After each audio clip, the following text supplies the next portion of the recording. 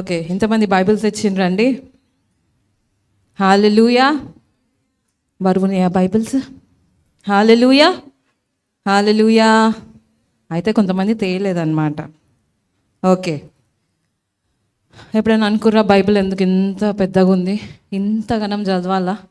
ఆ, ఇన్ని చాప్టర్స్ ఒక్కొక్క బుక్లా? ఎన్ని బుక్స్ అండి? 63యా? 66 అండి? ఓకే, మళ్ళీ దాంట్లో పాత నిబంధన, క్రొత్త నిబంధన. మళ్ళీ బైబిల్ ఎందుకు పాత నిబంధన క్రొత్త నిబంధన లాగా డివైడ్ చేసింది దేవుడు? ఒకటిలాగా కంటిన్యూస్గా పెట్టొచ్చు కదా. ఆల్రెడీ చాప్టర్స్, మళ్ళీ బుక్స్, మళ్ళీ నిబంధనలు. అసలు నిబంధన అంటే ఏంది? ఎందుకు దేవుడు నిబంధన లాగా డివైడ్ చేసింది Bible? What is the architecture of this Bible? Framework ఏంది బైబిల్? అసలు దేవుడు దేని మీద ఈ బైబిల్ని నిర్మించిండు చూద్దామా అండి వాళ్ళ? చూద్దాం. నిబంధన అంటే ఏంటి? ఓల్డ్ టెస్ట్మెంట్, న్యూ టెస్ట్మెంట్ అంటాం కదా ఇంగ్లీష్లో. సో టెస్ట్మెంట్ అనే వర్డ్ టెస్టమెంటం అనే లాటిన్ వర్డ్ నుంచి వచ్చింది, తెలుసు కదండి. ఓల్డ్ టెస్ట్మెంట్ అంతా హీబ్రూ లాంగ్వేజ్లో, న్యూ టెస్ట్మెంట్ అంతా గ్రీక్ లాంగ్వేజ్లో. సో ఓల్డ్ లాటిన్ వర్డ్ నుంచి వచ్చిన టెస్టమెంటం అనే ఆ వర్డ్ నుంచి టెస్టమెంట్ అనే నేమ్ తీసుకున్నారంట. So old testament, new testament అంటున్నాం కదా. అసలు టెస్టమెంట్ ఏంటి, నిబంధన అంటే ఏంటి? నిబంధన అన్నప్పుడు మనము ఎక్కువ మనకి ఈ టైంలో, ఈ కాలం పిల్లలకి ఏమర్థమవుతుంది అంటే, ఏదో ఫినాన్షియల్ ట్రాన్సాక్షన్కి ఏదో పార్ట్నర్షిప్ లాగా అనిపిస్తుంది కదా, ఏదో డీల్ చేస్తున్నట్టు అనిపిస్తుంది కదా, ఆర్ ఏదో కాంట్రాక్ట్ లాగా అనిపిస్తుంది కదా, ఏదో లీజ్ లాగా అనిపిస్తుంది కదా. కానీ పాత నిబంధనలో చూసినప్పుడు, హెబ్రీల దగ్గర చూసినప్పుడు, నిబంధన అనేది ఇద్దరు వ్యక్తుల మధ్యలో జరిగేదంట.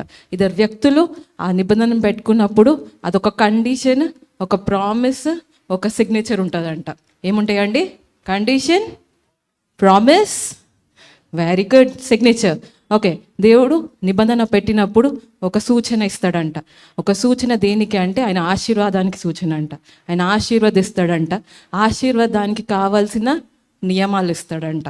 అర్థమైందా అండి? నిబంధన ఎప్పుడైనా ఇద్దరు వ్యక్తుల మధ్య జరుగుతుంది. ఆ ఇద్దరు వ్యక్తుల్లో ఒకళ్ళు కండిషన్స్ పెడతారు. నేను నా భర్త నిబంధనలో ఉన్నాం. ఏ నిబంధన అండి? వివాహం అనే నిబంధన కదా. మలాకి గ్రంథంలో ఉంటుంది, 2వ అధ్యాయంలో ఉంటుంది, నీ నిబంధన భార్య అని ఉంటుంది. అంటే వివాహం కూడా ఒక నిబంధననే. ఇద్దరు సమానుల మధ్యలో నిబంధన అవుతుందంట మోస్ట్లీ. అంటే భర్త భార్య ఒకటే కానీ రోల్స్ డిఫరెంట్ అంట. ఆ ఇద్దరి మధ్యలో నిబంధన ఉంటుందంట. దాంట్లో కండిషన్స్ ఉంటాయంట, దాంట్లో వాగ్దానాలు ఉంటాయంట, దాంట్లో ప్రామిసెస్ ఉంటాయంట. ఆ ప్రామిసెస్ని ఫుల్ఫిల్ చేసిన తర్వాత ఆకన్నా గొప్ప విజయం ఉంటుందంట. దానికి ఒక సూచన కూడా ఉంటుందంట. సూచన ఏంటంటే, వివాహం అనే నిబంధనల సూచన ఏంటండి? ఫలించడం కదా. బిడ్డలు సూచన అంట. ఫలించడం అనేది సూచన, వాగ్దానం కదా. సో దేవుడు కూడా బైబిల్లో అనేక సార్లు వాగ్దానాలు చేసిండు. Mostly he made 7 కవెనెంట్స్. 7 సార్లు దేవుడు నిబంధనలు చేసిండంట. అందులో major covenants which base around the Bible, the very basis of the Bible, very foundation of the Bible ఏ నిబంధనల పైన ఉంది, ఏం ఫౌండేషన్ అది అని చూద్దామండి. ఫస్ట్ నుంచి చూద్దాం, స్టార్టింగ్ నుంచి చూద్దాం. In the beginning God created heavens and earth. తెలుగులో ఏంటండి? ఆది అందు. ఓకే, జాన్ 1:1 చెప్తున్నారా? తీయండి. Genesis chapter 1 verse 1. ఆది అందు దేవుడు భూమి ఆకాశములను సృజించండు. అయితే జాన్ 1:1 ఏంటండి? ఓకే, మనం జెనెసిస్ 1:1 గురించి మాట్లాడదాము. ఆది కాండం 1వ అధ్యాయం 1వ వచనం. ఆది అందు దేవుడు ఆది కంటే ముందు నుంచి ఉన్నాడంట. ఆ పాయింట్ ఆఫ్ టైంలో దేవుడు ఏం సృజించిండంట? భూమి ఆకాశాలను, అంటే హెవెన్స్ అండ్ ఎర్త్స్ని క్రియేట్ చేసిండట దేవుడు హెవెన్స్ అండ్ ఎర్త్ని క్రియేట్ చేసిన తర్వాత, అందులో ఆ సృష్టి అంతా సృష్టించిన తర్వాత, అందులో plants, animals, day and night, లైట్ని, చీకటిని సపరేట్ చేసిన తర్వాత, day, evening, afternoon and day separate చేసిన తర్వాత, సెవెంత్ డే దేవుని అనుకుంటాడు, ద క్రియేషన్ ఇస్ గుడ్, నేను చేసినది అంతయు మంచిగా ఉంది అని దేవుడు అనుకుంటాడంట. అనుకున్న తర్వాత ఆ సృష్టిలో దేవుడు ఒక ప్రత్యేకమైన మనిషిని క్రియేట్ చేసిండంట. ఎవరండి? ఆదాముని క్రియేట్ చేసిన తర్వాత ఆదాముకు ఒక పని చెప్పినాడంట. ఏం పని చెప్పినాడంటే, నువ్వు ఏదైనా వనంలో ఉండు అని చెప్పినాడంట. ఆదాముని దీవించిండంట దేవుడు. ఆదాము ఒక్కడే ఉన్నాడని ఆదాంకి తోడు అవ్వను సృష్టించిన తర్వాత వాళ్ళిద్దరికి కలిపి ఒక నిబంధన చేసిందంట. అదే మనం first covenant, the covenant of Edenic covenant. Genesis chapter 2, verse 15. మరియు దేవుడైన యెహోవా నరుని తీసుకొని ఏదెను తోటను సేద్యపరచుటకును దాని కాచుటకును దానిలో ఉంచెను. 16th verse. మరియు దేవుడైన యెహోవా ఈ తోటలోనున్న ప్రతి వృక్ష ఫలములను నీవు నిరభ్యంతరముగా తినవచ్చును. తినవచ్చు చాలక. సో దేవుడు ఫస్ట్ ఏం చేసిండంట, ఆదాం తీసుకొచ్చి ఒక తోటలో ఏదేను వనంలో పెట్టిండంట. పెట్టిన తర్వాత ఒక దీవెన ఇచ్చిండంట 16th వర్డ్స్లో. ఏమని? ఉన్న ప్రతి ఫలంని నువ్వు తినొచ్చు అని దేవుడు దీవెన ఇచ్చిండు. కండిషన్ ఉంది 17th వర్డ్స్. అయితే మంచి చెడ్డల తెలివనిచ్చు వృక్ష ఫలములను తినకూడదు, నీవు వాటిని తిను దినమున నిశ్చయంగా చచ్చదవని నరునికి ఆజ్ఞాపించెను. ఏమండి కండిషన్? ఒక్క ఫలం తినొద్దంట. ఏం ఫలం? మంచి చెడ్డలు తెలుసుకునే ఫలం అంట. అంటే దేవుడికి ఇష్టం లేదా మనకు మంచి చెడులు తెలుసుకోవాలని? దేవుడికి ఇష్టం లేదా? ఒక్క ఫ్రూట్ బాగుంటుందేమో, డెలిషియస్ ఉంటుందేమో, తినొద్దు అనుకున్నాడా దేవుడు? దేవుడు అంత అన్నీ ఇచ్చి అది ఒకటే ఎందుకు ఇస్తలేదు? అదేదో స్పెషల్ ఏమో అని అనుకుంటున్నారు కదా. That was a test of loyalty. ప్రతి నిబంధనలో లాయల్టీ ఉండాలి, అంటే నమ్మకత్వం ఉండాలి. మీరు ఎవరిని పడితే వాళ్ళని వివాహం చేసేసుకుంటారా? నమ్మకత్వం లేనిది ఆ వివాహం నిలుస్తుందా? ఏమనుకుంటారు? నా భర్త కూడా నమ్మకంగా ఉండాలి నా పట్ల, నా భార్య నమ్మకంగా ఉండాలి నా పట్ల అనుకుంటారు. అట్లా లేనప్పుడు ఏమవుతుందండి? నిబంధన విరిగిపోతుంది కదా. సో అట్లాంటి నిబంధనలో దేవుడు ఆదాంని పెట్టిండు. ప్రతి ఒక్క ఫలంని నువ్వు తినొచ్చు, నువ్వు ఇక్కడ సమృద్ధిగా ఫలించవచ్చు, విస్తరించవచ్చు, ప్రతి ఒక్కటి నీ కింద అధికారిగా నేను పెడుతున్నాను అని దేవుడు అన్నప్పుడు blessing had a class, condition ఏంటిది? ఆ ఒక్క ఫలం తినొద్దు అన్నాడు దేవుడు. ఇంకా దేనన్నా ఆపిండా దేవుడు? దేవుడు దేని నుంచి ఆపలేదు. దేవుడు నిత్య జీవం ఉన్న ఫలంని కూడా ఆపలేదు. ఉందా ఇంకొక చెట్టు కూడా? నిత్య జీవం అనే చెట్టు ఉందా? ఫలం ఉన్న చెట్టు ఉందా? చూద్దాం ఆ వాక్యంలో 9th వర్డ్స్ 2nd చాప్టర్. మరియు దేవుడైన యెహోవా చూపునకు రమ్యమైనది ఆహారమునకు మంచిదినై ఉన్న ప్రతి వృక్షమును ఆ తోట మధ్యను జీవవృక్షమును మంచి చెడ్డల తెలివనిచ్చు వృక్షమును నేల నుండి మొలిపించెను. 9th words. ఓకే. సో వాక్యంలో ఏముందంటే నిత్య జీవం ఉన్న ఫలం ఉన్న చెట్టు కూడా అక్కడనే ఉందంట. దేవుడు అది కూడా ఆపలేదంట, తినొద్దు అని చెప్పలేదంట. ఒకటే ఫలం, ఒకటే చెట్టు తినొద్దు అన్నాడంట. ఏది? మంచి చెడులు తెలిసిన ఫలం తినొద్దు అని అనంట దేవుడు. కానీ ఆదాం అవ్వ ఏం చేసినారండి? ఆ ఒక్కటి బ్రేక్ చేసినారు. ఏదైతే వద్దు వద్దు వద్దు అంటామో చేయాలి చేయాలి చేయాలి అనిపిస్తుంది కదా. చిన్నపిల్లల్ని చూడండి, స్వీట్స్ అస్సలు తినకండి అంటే స్వీట్సే తింటారు. ఏది చెయ్యొద్దంటే అదే చేస్తాం, ఎందుకంటే అది ఆదాము స్వభావం కాబట్టి. మన పితరుడైన ఆదాం నుంచి మనకు వచ్చిన స్వభావం అది. ఏదైతే చేయొద్దు అంటే అది చేస్తామంట. అది చేసినప్పుడు అక్కడ ఉన్న ఫస్ట్ కవెనెంట్, మొదటి నిబంధన విరిగిపోయిందండి. ఎప్పుడైనా నిబంధన విడిపోతే, ఇఫ్ ఇట్ బ్రేక్స్, ఒకవేళ విరిగిపోతే, ఎవరైనా కరెక్ట్గా చేయకపోతే either of one has to be put to that. వాళ్ళిద్దరిలో ఎవరైతే తప్పు చేస్తారో వాళ్ళని చంపేయాలన్నమాట. అంటే చచ్చిపోవాలి వాళ్ళు. ఇప్పుడు ఎవరు తప్పు చేసినారండి? ఆదాం తప్పు చేసినాడు. ఆదాంకి నిత్య జీవం ఉండింది, దేవుడితో నడిచే భాగ్యం ఉండే. వాక్యంలో ఉంటుంది, సాయంత్రపు చల్లటి వేళలో దేవుడు ఆదాంతో పాటు నడుస్తుండేనంట, అవ్వతో పాటు నడుస్తుండేనంట. దేవుడితో ఆ పర్సనల్ రిలేషన్షిప్ ఉండే అంట. అట్లాంటి రిలేషన్షిప్ ఉన్న ఒక నిబంధనలో వాళ్ళు ఉన్నప్పుడు ఆదాం తప్పు చేయంగానే ఏమైపోయింది? నిజంగానే ఆయనకు మరణం వచ్చింది కదా. దేవుడు ఆయనకి ఏదైతే చేయొద్దు అన్నాడో దానివల్ల వచ్చిన రిజల్ట్ ఏంటిది? మరణం. బోత్ స్పిరిచువలీ అండ్ ఆత్మానుసారంగా కూడా చచ్చిపోయినాము పాపం చేసుకుంటూ, అండ్ ఈ శరీరాకంగా కూడా మనకు మృత్యం వచ్చింది కదా. సో ఫస్ట్ నిబంధన ఎప్పుడైతే ఫెయిల్ అయిపోయిందో దేవుడు ఆదాంని అవ్వని పంపించిన తర్వాత దేవుడు అల్టిమేట్గా మనల్ని ఎందుకు చేసిండండి?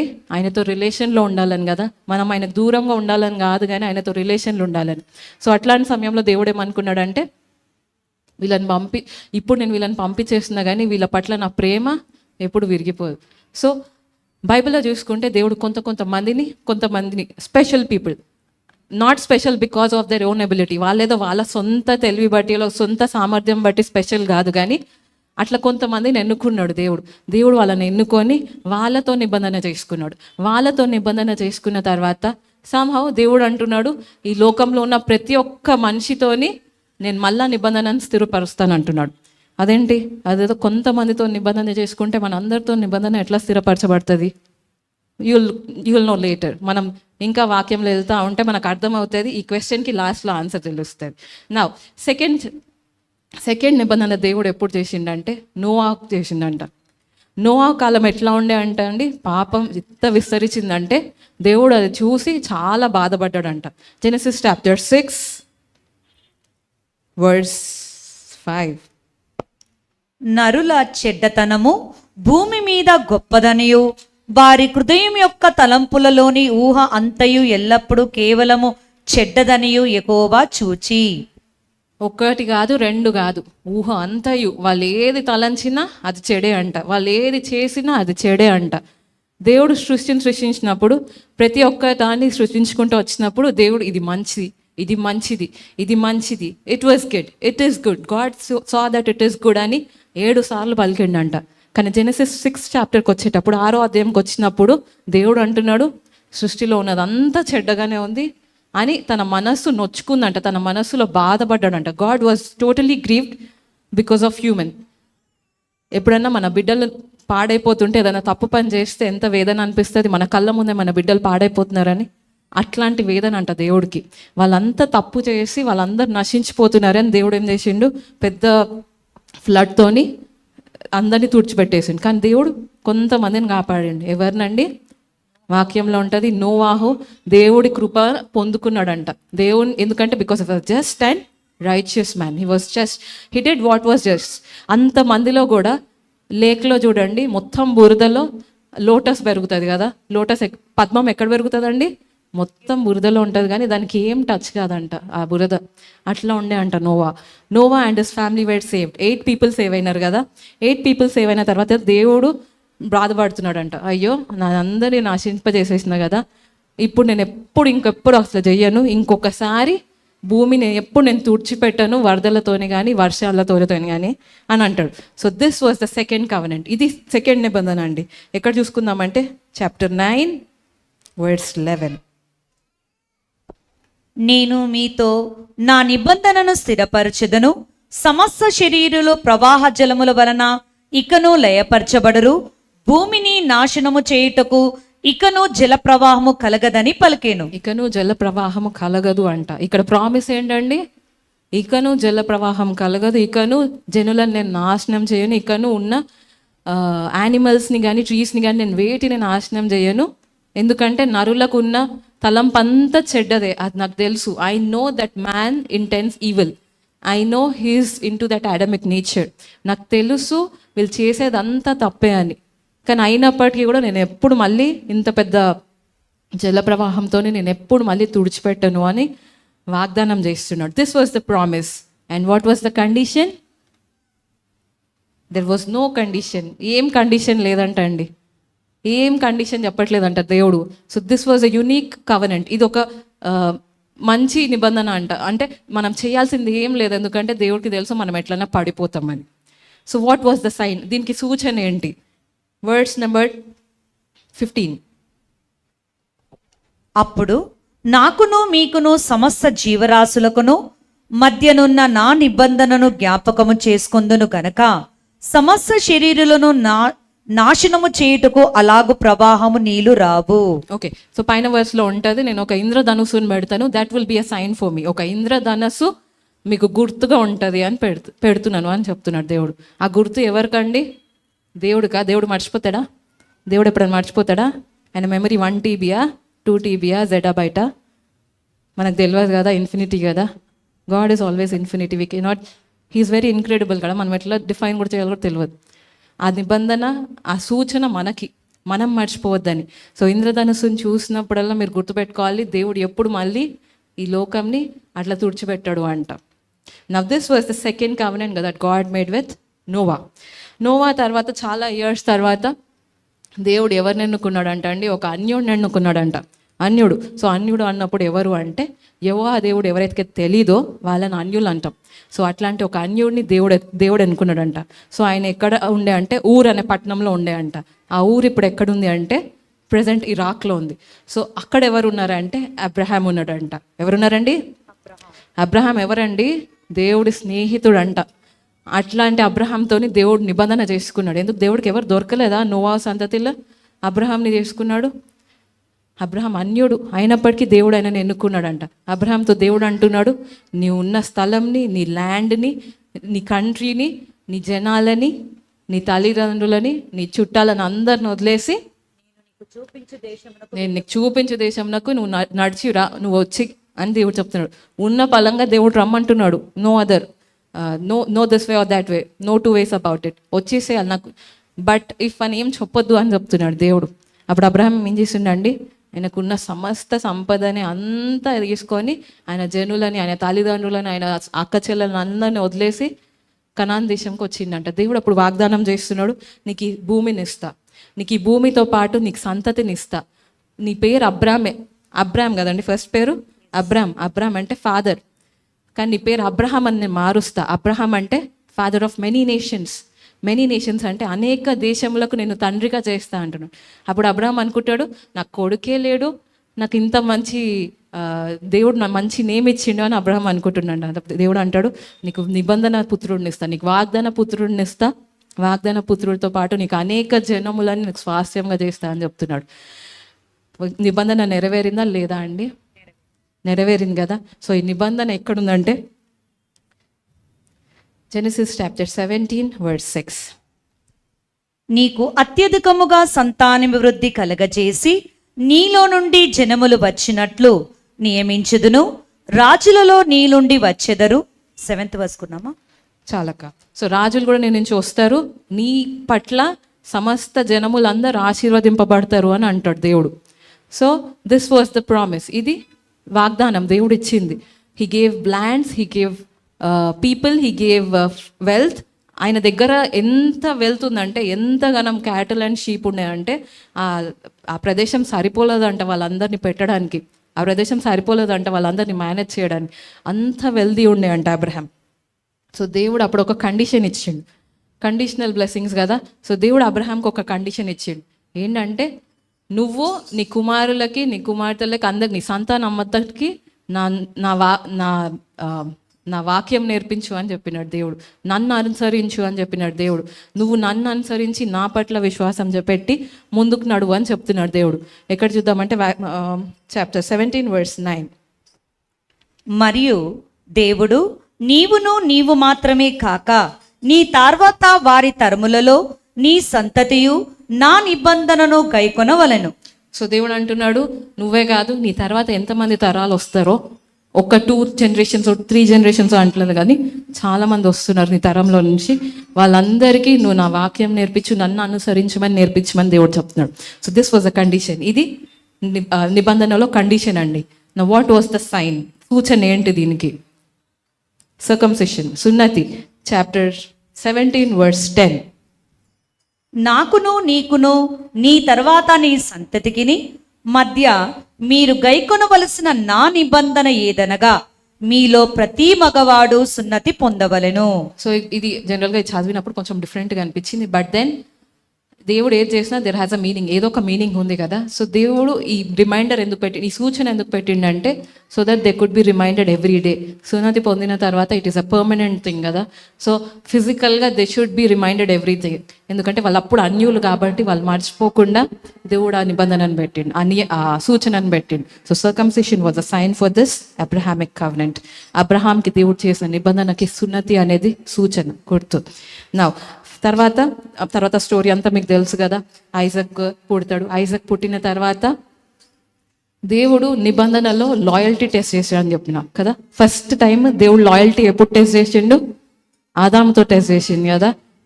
ఆదాం నా మాట వింటాడా లేదా, తన సొంత చిత్తం చేస్తాడా అని టెస్ట్ చేసిండు. అబ్రహాంకి కూడా దేవుడు ఒక టెస్ట్ పెట్టిండండి. అబ్రహాంకి ఐజక్ ఎప్పుడైతే పుట్టిండో తన ఒక్కగానొక్క కుమారుడిని బలి ఇవ్వమని అడిగిండు. అప్పుడు అబ్రహాం వెనకకు తీసిండా అండి? దేవుడి పట్ల విశ్వాసం ఉంచి, దేవుడి నీతిని బట్టి నమ్మి, దేవుడిచ్చిన వాగ్దానం ఎప్పుడు తప్పిపోదని నమ్మి ముందుకెళ్ళి ఐజక్ని బలి ఇవ్వడానికి కూడా వెనకాడలేదు. అట్లాంటి విశ్వాసాన్ని దేవుడు ఎంత గొప్ప చేసి ఇప్పుడు ఒక గొప్ప నేషనే ఉంది కదా అబ్రహాం మీద. సో దేవుడు ఇక్కడ టెస్ట్ పెట్టినప్పుడు అబ్రహాం పాస్ అయిందా, ఫెయిల్ అయిందా? పాస్ అయింది. అంటే అబ్రహాంకు ఉన్న బ్లెస్సింగ్స్ అన్ని ఆయనకి, ఆయన తర్వాత వచ్చిన తరాల వాళ్ళందరికీ దేవుడు ఇస్తా అని వాగ్దానం చేసిండండి. So this was the test. ఆ టెస్ట్లో అబ్రహాం నెగ్గిండు కాబట్టి దేవుడు అబ్రహాంని నా స్నేహితుడు అంటున్నాడు. ఏమంటున్నాడు అండి? నా స్నేహితుడు అంటున్నాడు. సో తర్వాత తెలిసిన స్టోరీయే, ఐజాక్ పుట్టిన తర్వాత ఐజాక్ ఎంతమంది పుడతారండి? ఏషావు, యాకోబు దొంగతనం అది మోసం చేసి వెళ్ళిపోతాడు. మోసం చేసి ఎక్కడికి వెళ్ళిపోతాడు అండి? వాళ్ళ మామ దగ్గరికి వెళ్ళిపోతాడు, లబాన్ దగ్గరికి వెళ్ళిపోతాడు. అక్కడికి వెళ్ళిన తర్వాత ఆయన సంతతి అంతా 12 పీపుల్ కదా, 12 చిల్డ్రన్ ఆయనకు పుడతాడు. ఆ 12లో యోసేఫ్ని అమ్మేస్తారు కదా. అమ్మేసినప్పుడు యోసేఫ్ ఎక్కడికి వెళ్తాడండి? ఈజిప్ట్కి వెళ్ళిపోతాడు కదా. ఈజిప్ట్లో ఆయనను అమ్మేసినప్పుడు అక్కడ ఈజిప్ట్లో యోసేఫ్కు దేవుడు చేసిన వాగ్దానం బట్టి, కళల బట్టి, దర్శనాల బట్టి ఆయన గొప్ప స్థాయికి వెళ్ళిపోతాడు. గొప్ప స్థాయికి వెళ్ళిపోయిన తర్వాత తన జనాన్ని అంతా ఆ కనాను దేశం నుంచి ఈజిప్ట్కి పిలుచుకుంటాడు. సో ఈజిప్ట్కి పిలుచుకున్నప్పుడు 70 మెంబర్స్ వెళ్తారు, ఇజ్రాయెల్ వాళ్ళు. ఇజ్రాయెల్ అంటే ఎవరండి?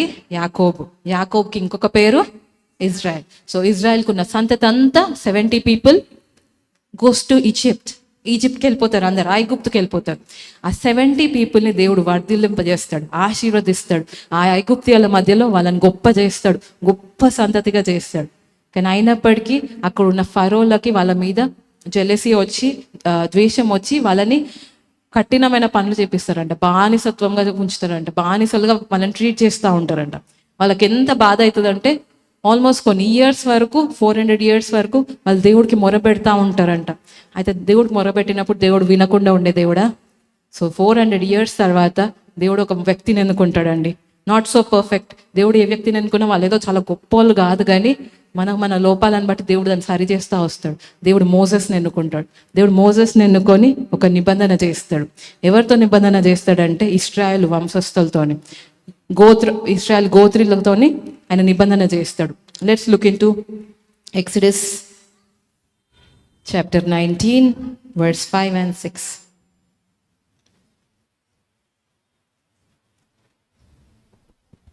కాగా మీరు నా మాట శ్రద్ధగా విని నా నిబంధనను అనుసరించి నడిచిన ఎడల మీరు సమస్త దేశ జనులలో నాకు స్వకీయ సంపాద్యమగుదురు.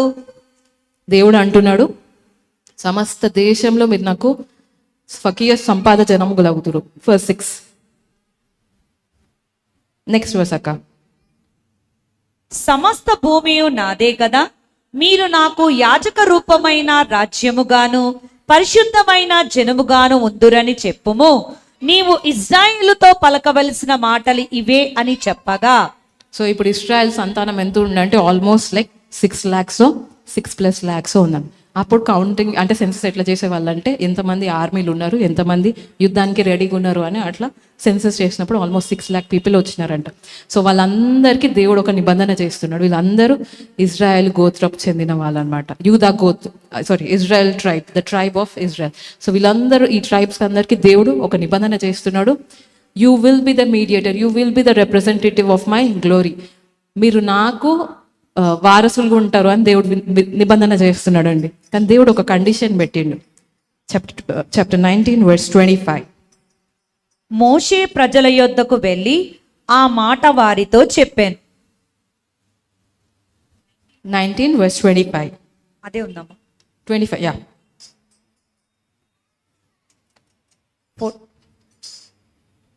Chapter 19 verse 25.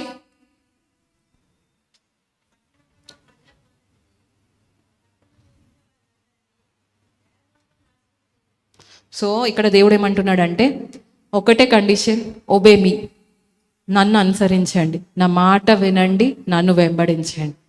చాలా కష్టమా? అప్పటికి దేవుడు 10 commandments ఇచ్చేసిండు. 10 commandmentsని ఫాలో కమ్మని చెప్తున్నాడు. ఆయన ఇచ్చిన నియమ నిబంధనలని ఫాలో కమ్మని చెప్తున్నాడు. So if you follow these then you will be a royal priesthood to me. నాకు you will be a representative. ఇప్పుడు క్లాస్ లీడర్ చేస్తారు తెలుసా? సో దేవుడు అంటున్నాడు, నేను క్లాస్ లీడర్గా చేస్తాను. లోకమంతా క్లాస్ అయితే అందులో క్లాస్ లీడర్ ఇజ్రాయెల్ అవుతుందంట, ఇజ్రాయెల్ వంశస్థులు అవుతారంట. సో ఎవరైనా క్లాస్ లీడర్ని చేస్తే, ఒకవేళ మిస్చీవియస్గా ఉంటే, మంచిగా లేకపోతే, అంత బాగా చదవకపోతే ఏమంటారు? ఎవరు చేసిర్రు వీడిని క్లాస్ లీడర్, ఎవరు చేసిర్రు ఈమెను క్లాస్ లీడర్ అంటారు కదా.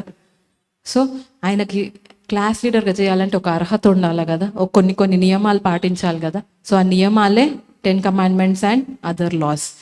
సో ఆ నియమాలు పాటిస్తే దేవుడు అంటున్నాడు, you shall be my people, మీరు నా జనంగా ఉంటారు, అన్యుల ముందు మీరు వెలుగుగా ఉంటారని దేవుడు చెప్తున్నాడు.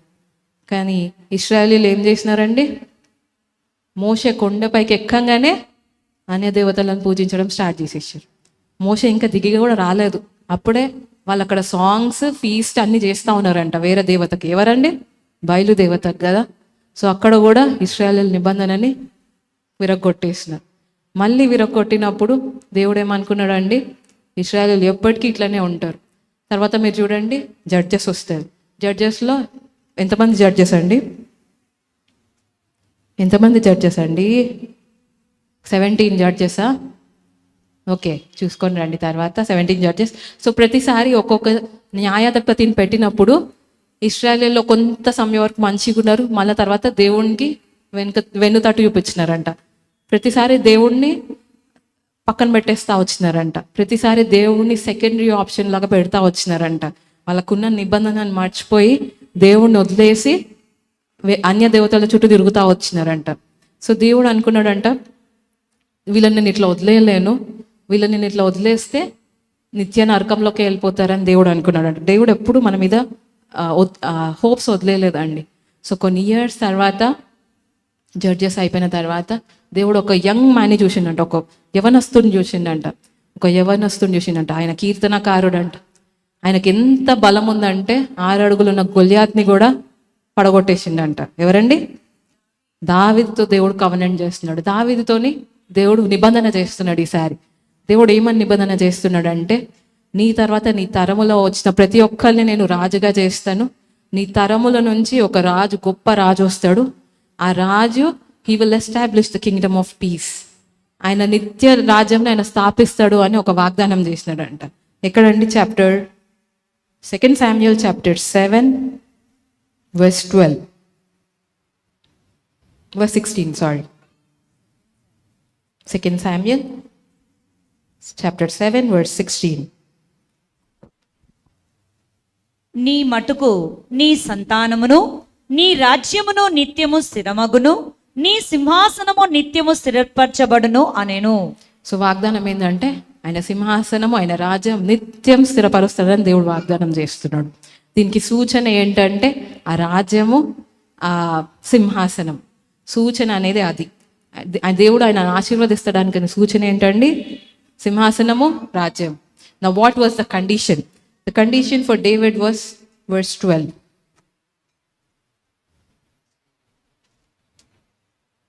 నీ దినములు సంపూర్ణమగునప్పుడు నీవు నీ పితరులతో కూడా నిద్రించిన తర్వాత నీ గర్భంలో నుండి వచ్చిన నీ సంతతిని హెచ్చించి రాజ్యమును అతనికి స్థిరపరచెదను.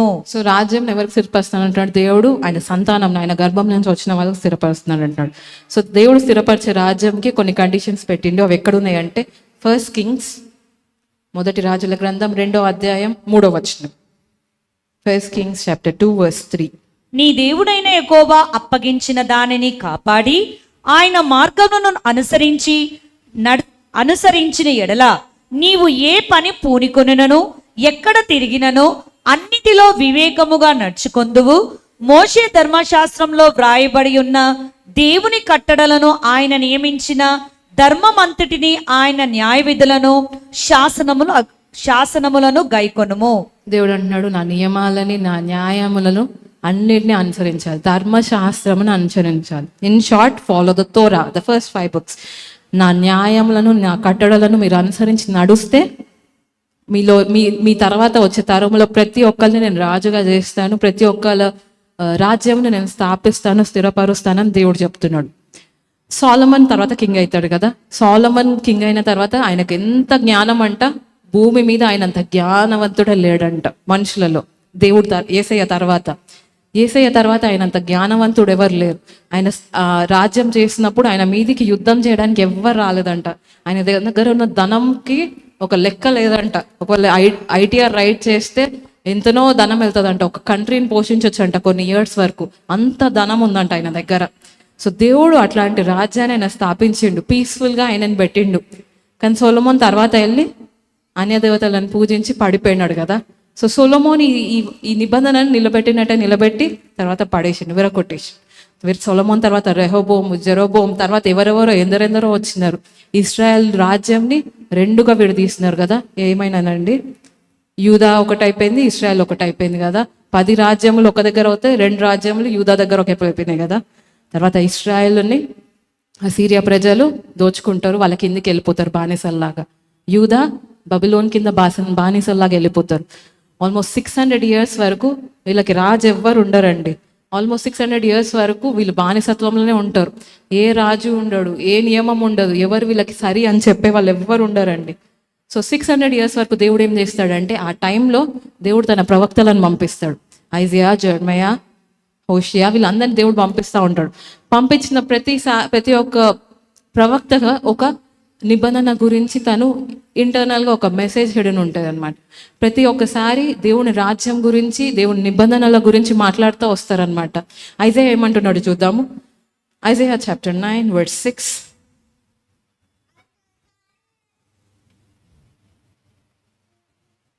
యెషయా గ్రంథం. ఏలియనగా మనకు శిశువు పుట్టెను, మనకు కుమారుడు అనుగ్రహింపబడెను, ఆయన భుజము మీద రాజ్యభారముండును.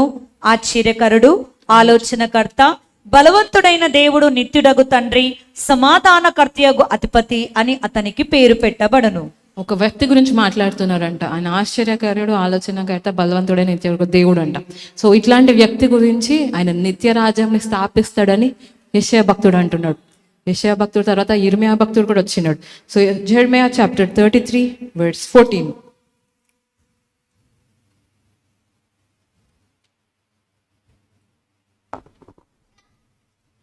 యెహోవా వాక్కు ఇదే, ఇశ్రాయేలు వంశస్థులను గూర్చియు యూదా వంశస్థులను గూర్చియు నేను చెప్పిన మంచి మాట నెరవేర్చు దినములు వచ్చుచున్నవి. verse 15. ఆ దినములలో, ఆ కాలమందే నేను దావీదునకు నీతి చిగురును మొలిపించెదను. చాలక. సో దావీదునకు ఎవరంటే నీతి చిగురు అంట, రైచియస్ బ్రాంచ్ ఫ్రమ్ డేవిడ్. నీతి చిగురుని ఒకటి మొలిపిస్తాను, ఆయన నిత్య రాజ్యంను స్థాపిస్తాడు అని దేవుడు అంటున్నాడు. ఎజెకియల్ ఏమంటున్నాడో చూద్దాము. chapter 34 verse 23. chapter 34 verse 23. వాటిని మెప్పుటకై నేను నా సేవకుడైన దావీదును వాటి మీద కాపరిగా నియమించెదను. అతడు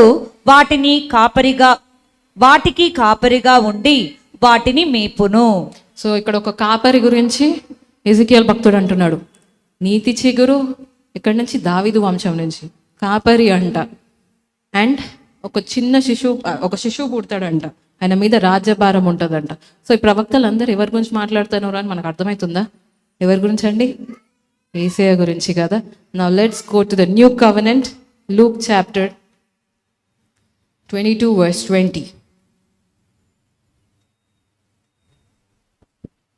ఆ ప్రకారమే భోజనమైన తర్వాత ఆయన గిన్నెయు పట్టుకొని, ఈ గిన్నె మీ కొరకు చిందింపబడుచున్న నా రక్తము వలనైన క్రొత్త నిబంధన.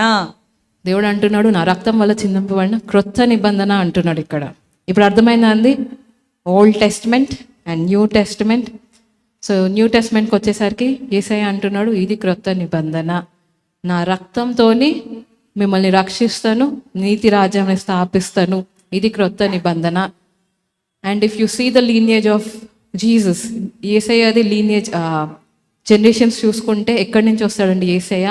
అబ్రహాం నుంచి వస్తాడు కదా. అబ్రహాం కుమారుడైన దావీదు నుంచి, దావీదు కుమారుడైన యేసయ్య వస్తాడు. He is a righteous branch of David. He is from Abraham. So ఇవన్నీ, ఈ నిబంధనలన్నీ నెరవేర్చడానికి ఎవరు వచ్చినారండి? యేసయ్య వచ్చినాడు. ఆ పాత నిబంధనలు అన్నీ కొట్టివేస్తామా ఇప్పుడు? యేసయ్య అంటున్నాడు, నేను కొట్టివేయడానికి రాలేదు కానీ నేను నెరవేర్చడానికి వచ్చినాను అని అంటాడు యేసయ్య. ఆ నిబంధనలన్నీ నెరవేర్చడానికి యేసయ్య వచ్చినాడంట. నా what are the conditions? Conditions ఏంటి కొత్త నిబంధనకి? క్రొత్త నిబంధనలో కండిషన్స్ చాలా సింపుల్ అండి. యేసయ్య నిజమైన దేవుడని మీ నోటితో ఒప్పుకోవాలి. యేసయ్య నా దేవుడని బ్యాప్టిజం తీసుకోవాలి. అండ్ యేసయ్యలో నేను ఐక్యం అవుతాను అని కమ్యూనియన్ తీసుకోవాలి. ఏంటండి? యేసయ్య నిజమైన దేవుడని మీ నోటితో ఒప్పుకోవాలి. యేసయ్య నా దేవుడని బ్యాప్టిజం తీసుకోవాలి. That is an outward explanation. And third thing, యేసయ్యలో మేము ఐక్యం కావాలని బల్లలో పాల్గొనాలంట. మనం చూసుకుందాం వాక్యంలో. 1 Corinthians chapter 11, verse 25. ఆ ప్రకారమే భోజనమైన పిమ్మట ఆయన పాత్రను ఎత్తుకొని, ఈ పాత్ర నా రక్తం వలనైన క్రొత్త నిబంధన, మీరు దీనిలోనిది తాగునప్పుడెల్లా నన్ను జ్ఞాపకము చేసుకొనుటకై దీనిని చేయుడని చెప్పాను. యేసయ్య మనల్ని జ్ఞాపకం చేసుకోవడానికి కాదు కానీ మనం ఆయనను మర్చిపోవద్దని, ఆయన మన పాపాలను క్షమించగలడని మర్చిపోవద్దని మనం ఇది చేయాలంట. So this is the sign, this is the sign, the communion is a sign. Yesayya క్రొత్త నిబంధనకి ఇది సూచన అంట. And the second sign was baptism. Colossians chapter 2, verse 11 and 12. మీరును క్రీస్తు సున్నతి యందు శరీరేచ్ఛలతో కూడిన స్వభావమును విసర్జించి ఆయన యందు చేతులతో చేయబడిన సున్నతి పొందితిరి. మీరు బాప్తిజమందు ఆయనతో కూడా పాతి పెట్టబడిన వారై ఆయనను మృతులో నుండి లేపిన దేవుని ప్రభావమందు విశ్వసించుట ద్వారా ఆయనతో కూడా లేచిరి. ఇక్కడ ఏంటంటే యేసయ్యతో పాటు మనం పాత పెట్టబడాలి. అంటే మనం నీళ్ళలో మునిగినప్పుడు వాట్ ఈస్ ద సిగ్నిఫికెన్స్ అంటే యేసయ్య పాతి పెట్టబడ్డాడు కదా, మన పాత జీవితం కూడా మనం పాతి పెట్టబడినట్టు అంట. మళ్ళీ మనం తిరిగి లేచినప్పుడు నూతన సృష్టిగా మారుతాం. అంటే యేసయ్య జీవం తెచ్చుకొని మళ్ళీ తిరిగి లేచినాడు కదా. It is the resurrection, the lead of life కదా. So this is baptism. బ్యాప్టిజంకి అర్థం ఇది, మనం నీళ్ళలో మునిగినప్పుడు మన పాత జీవితాన్ని నీళ్ళల్లో వదిలేసి క్రొత్తగా పైకి లేవాలా. That is what is baptism. ఏదో 10 మందికి చూపించుకోవడానికి కాదు కానీ this is the sign of new covenant. So ఇంకొకటి కూడా సైన్ ఉందంట. పరిశుద్ధాత్మ దేవుడు మన లోపల ఉంటాడు, మనతో ఉంటాడని దేవుడు వాగ్దానం చేస్తున్నాడు. ఎక్కడ? Ephesians chapter 1, verse 13. మీరును సత్యవాక్యమును అనగా మీ రక్షణ సువార్తను విని క్రీస్తునందు విశ్వాసముంచి వాగ్దానము చేయబడిన ఆత్మ చేత ముద్రింపబడితిరి. సో ఇక్కడ మనం ఎట్లా ముద్రింపబడ్డామంట? ఆత్మ చేత. అంటే ఏ ఆత్మ? పరిశుద్ధాత్మ చేత ముద్రింపబడుతున్నామంట. బ్యాప్టిజం పొందుకున్న ప్రతి ఒక్కళ్ళు, if you are truly into baptism, దేవుడు పరిశుద్ధాత్మని ఇస్తా అని వాక్యంలో అంటున్నాడు. సో పరిశుద్ధాత్మ దేవుడు మీ లోపల ఉన్నాడంటే మీరు నూతన నిబంధన జనులు అంట. దేవుడు ఇన్ని నిబంధనలు ఎందుకు చేసిండు? ఒక్కటి చేసి దాన్ని కంటిన్యూ చేస్తే అయిపోయేది కదా. ప్రతిసారి ఎవరు తప్పు చేస్తా వచ్చినారు? మనుషుడు కదా. మనుషుడు తప్పు చేస్తా వచ్చినప్పుడు దేవుడు అక్కడితో వదిలేయలేడు. మళ్ళీ ఇంకొక నిబంధన చేస్తున్నాడు, మళ్ళీ ఇంకొక నిబంధన చేస్తున్నాడు, మళ్ళీ ఇంకొక నిబంధన చేస్తున్నాడు. అందుకే ఇన్ని చాప్టర్స్. ఒక నిబంధనకి ఆ ప్రజలు ఎట్లా రియాక్ట్ అవుతున్నారు, ఎట్లా బ్రేక్ చేస్తున్నారు, ఎట్లా దేవుడిని అనుసరిస్తలేరు. తర్వాత దేవుడు మళ్ళీ ఇంకొక నిబంధన. ఆ నిబంధన అన్ని తర్వాత దేవుడు అంటున్నాడు, నువ్వు కేవలం యేసయ్యనందు విశ్వాసం ఉంచితే చాలు. నీ పనులను బట్టి కాదు, నీ క్రియలను బట్టి కాదు, కేవలం యేసయ్యందు విశ్వాసం ఉంచితే చాలు, నిత్య జీవం దేవుడు ఇస్తా అంటున్నాడు. మీ పాపంలో మన్నెన్నటికీ నేను గుర్తు చేసుకోను. కొన్ని పాపంలా అన్ని పాపములు ఎప్పటికీ నేను గుర్తు చేసుకోను. ఎప్పటికీ నేను మళ్ళీ గుర్తు చేయను. నేను కూర్చాను, నువ్వు ఇట్లా చేసినావు అప్పుడు, నువ్వు ఇట్లా చేసినావు ఇప్పుడు, నేను నూతన సృష్టిగా మారుస్తానని దేవుడు అంటున్నాడు. కానీ మనం చేయాల్సిన పని ఏంటండి? సింపుల్. ఏంటండి? ఫెయిత్, విశ్వాసం. యేసయ్యందు విశ్వాసం ఉంచి ఆయన్ని నిజమైన దేవుడు అని మనం ఒప్పుకుంటే దేవుడు నిత్య జీవం మనకి ఇస్తా అంటున్నాడు. నా అయిపోయిందా? ఇక్కడితో నూతన నిబంధన అయిపోయినట్టేనా? There is a final form of the new covenant. ఆఖరణ దేవుడు అంటున్నాడు, రెవల్యూషన్ చాప్టర్ 21, verse 3.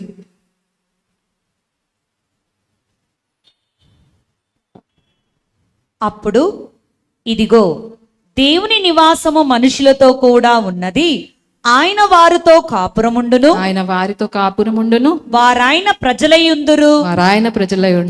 దేవుడు